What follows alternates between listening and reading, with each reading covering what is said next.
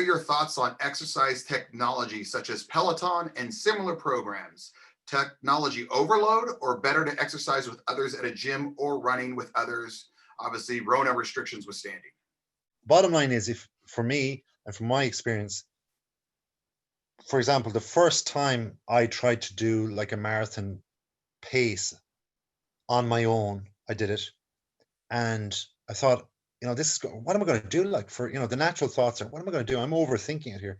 What am I going to do for like all those hours that I'm out there and I'm, just like I'm moving, but what am I going to think about? And I thought, oh, you know what? I can think about planning for this trip, or planning for what I'm going to say then, or whatever. The reality is the hours pass and I didn't think about anything.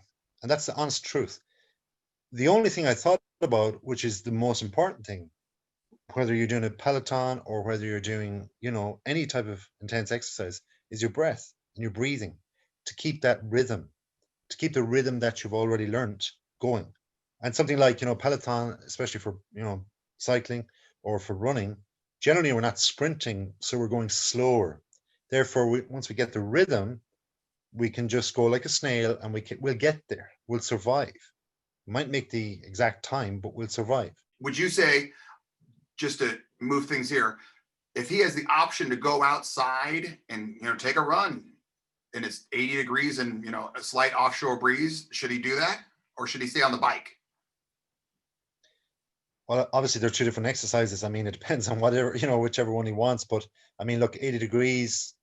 Look, the hotter it's getting, obviously there's the heat, there's all those other factors coming into it as well, isn't there?